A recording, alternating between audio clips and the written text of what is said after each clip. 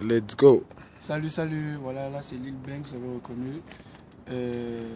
En fait, cette vidéo, je la fais, c'est pour expliquer à tout le monde ce qui se passe depuis plusieurs semaines entre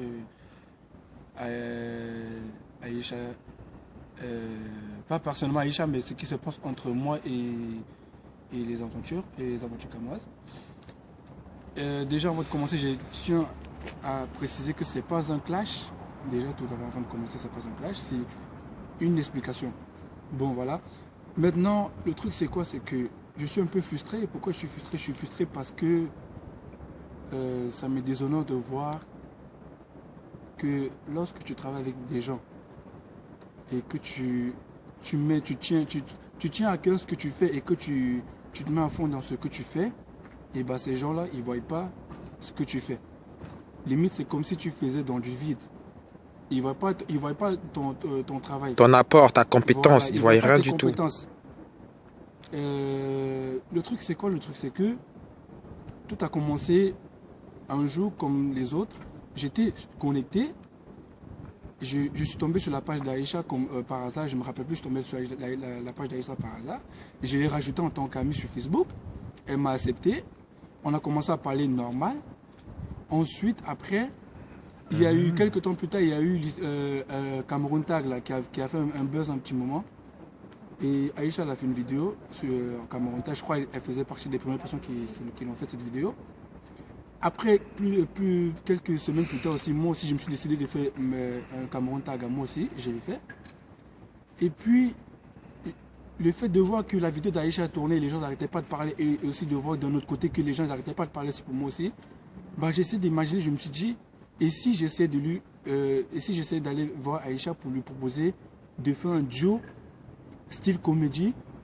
Mais c'est vrai qu'à la base, quand je suis parti vers elle, en fait, c'était pas vraiment dans la comédie en tant que telle, mais bon, ça faisait quand même partie de la comédie, puisque Cameroun Tag, il y en a qui le faisaient avec version comédie. Donc je me suis dit, ouais, il faut que je vais aller vers elle pour essayer de voir si on peut faire un duo et pour voir ce que ça va donner.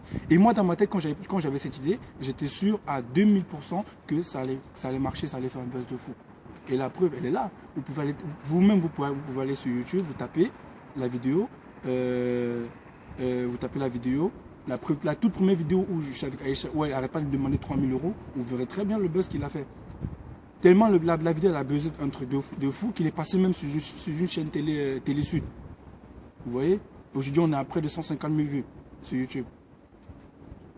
Et ça, même Aïcha, elle le reconnaît très bien parce que si jamais elle veut le démentir, moi, j'ai encore les messages sur Facebook. Et je n'ai pas arrêté de saouler Aïcha pendant près de 2 mois pour dire Aïcha, faisons un duo. Et je suis sûr que ça allait marcher. J'ai dit Aïcha, faisons un duo. Au début, elle ne voulait pas. Elle dit arrête de me casser les couilles, arrête de me casser les couilles. J'ai insisté, j'ai persisté. J'ai enduré jusqu'au point où Aïcha, finalement, elle a cédé. Elle a cédé pour se débarrasser, pour la faire, pour se débarrasser de moi. Mais sauf qu'après, elle ne savait pas que ça allait buzzer et ça allait marcher. Donc, elle a vu comment ça a marché. Et c'est comme ça qu'après, elle aussi, elle a eu une idée de commencer à faire des séries. Donc, je ne sais pas un peu si vous voyez le truc. Ça veut dire que si vous essayez de regarder bien le truc, et ben ça part de moi, si on regarde bien. Maintenant, Aïcha aussi, vu aussi, elle a ses contacts, tout ça, elle a réfléchi, elle a dit on va faire des séries, tout ça. Elle aussi, elle a des contacts, tout ça. Ah ouais, et surtout, on le cache pas. Voilà. Elle a amené son Non, charisme et sa j'avoue, volonté et sa fougue. non, la vérité, Ça, je c'est dit, clair. Pour elle a ça, des big contacts. up quand même. Voilà, elle a des contacts parce que la preuve, le truc, c'est quoi? C'est que déjà, la première vidéo qu'on a faite, c'était avec mon téléphone. Et lorsque vous voyez la vidéo qui a été tournée avec mon téléphone et les nouvelles vidéos qui sont en train de se faire là, vous voyez très bien déjà la différence. La qualité d'image, c'est pas pareil, le cadrage, c'est pas pareil, les couteaux, c'est pas pareil. Et big up à elle pour ça Voilà, quand même. donc, franchement, big up à elle pour ça. Donc, elle, via ses contacts, elle a appelé un Kemé, il s'appelle Motem, c'est un Congolais. C'est lui qui fait la prod, c'est lui qui est le réalisateur des Aventures Camoises. Big up à lui aussi. Même comme ça fait longtemps, je lui envoie des messages sur Facebook, il voit, il fait comme s'il n'a pas vu, c'est pas grave. Donc, elle a fait appel à lui, elle lui explique un peu son projet, son idée qu'elle a pensée. Et le mec, vu qu'il fait dans le vidéogramme, il a été d'accord avec elle, il a accepté de nous filmer. Sachant qu'à la base, comme c'était entre Aïcha, ça avait débuté entre Aïcha et moi. Après, il y a eu les Nouna, Mini Ferrari dans Trahison que vous avez vu, Beyoncé Jolie dans Trahison 2, ainsi de suite jusqu'à présent, comme vous voyez. Donc, je sais pas. En fait, c'était Trahison 1, c'était bien. Et tout le monde, même si vous voulez, vous partez sur YouTube, regardez les commentaires, vous allez voir, tout le monde était satisfait. Trahison 2, c'était dans la moyenne. C'était pas bien comme Trahison 1, mais c'était dans la moyenne. Illusion qu'on a tourné, Illusion 1 qu'on a tourné, c'était catastrophique. C'était catastrophique. Pourquoi c'était catastrophique? Parce que il y a eu un dégamage. C'est quoi le dégamage? C'est-à-dire Aïcha, elle est quittée de, on aurait dit, c'est comme si c'est comme si en fait elle quittait du sixième étage pour se retrouver au rez-de-chaussée en sautant. Donc elle a chuté de ouf. Et ça les gens c'était tellement flagrant que les gens l'ont remarqué. Et les gens ils l'ont remarqué direct. Et les gens ils l'ont directement, les gens ils l'ont parlé dessus. Sauf que Aïcha, il faut elle-même, de toute façon, elle-même elle le sait très bien. C'est un genre de meuf, elle aime pas les critiques. Elle aime pas les critiques. Parce que lorsque tu lui fais une critique, elle se dit ouais, tu lui dis ça pour la blesser, pour la vexer ou pour lui faire du mal. Mais non, dans la vie, si tu reçois des critiques des gens, c'est parce qu'il y a un problème. Et si tu essaies de prendre ces critiques si tu essaies de voir vraiment d'où viennent ces critiques et que tu essaies de trouver la solution à ces critiques, et bah, tu pourras avancer. Mais si tu ne fais pas ça, bah, tu n'avanceras jamais. Ça, c'est sûr. Et parlant des règles. Et maintenant, elle a dit comme quoi je suis parti parce que je n'ai pas respecté les règles. Il faut savoir déjà qu'à la base, j'ai oublié de vous le préciser au début, il faut savoir qu'à la base, quand on a commencé Aïcha et moi, c'était un délire. Freestyle, pas de règles. C'était un délire, c'était un freestyle, comme mon grand il le dit, c'était un délire. Il n'y a jamais eu de règles. Jamais ni moi, on a dit ouais, on va faire ci, il faut qu'on fasse comme ça, il faut qu'on fasse des règles, quoi que ce soit. Jamais il a été dit. Et jusqu'à présent, enfin jusqu'à le dernier truc, la dernière vidéo que moi je tournais, il n'y a jamais eu ces règles. Donc je ne sais pas à quel moment elle a sorti ces règles. Et elle ne me l'a pas dit à moi. Ou elle n'a pas dit aux autres. Et en plus, tu apprends sur Facebook. Elle n'a pas dit aux autres qui peut-être auraient peut-être pu venir me le dire. Et en plus de ça, c'est que je l'apprenne sur Facebook. Alors qu'elle avait mon numéro de téléphone, elle avait mon Facebook, on se voyait tout le temps, elle pouvait me le dire, mais elle ne me l'avait jamais dit. Je ne sais pas si vous voyez un peu le truc. Maintenant, tout ça, ça m'a tellement pris la tête, je me suis dit, bon, Aïcha, franchement, et aussi, hormis le fait que Aïcha et moi, on faisait des comédies, il faut savoir qu'entre Aïcha et moi, il y avait une certaine complicité. On était des bons amis, on se tapait des barres. Ouais, Aïcha, pour moi, c'était comme une petite sœur.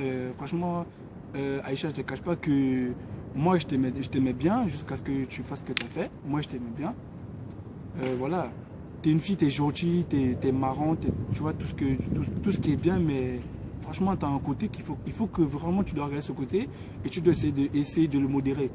Parce que c'est ça ton véritable défaut. En plus, quand tu es parti, ils t'ont même pas retenu. Voilà, comme il a dit, comme mon grand frère il a dit, c'est exactement ça. C'est ça ton défaut. Donc,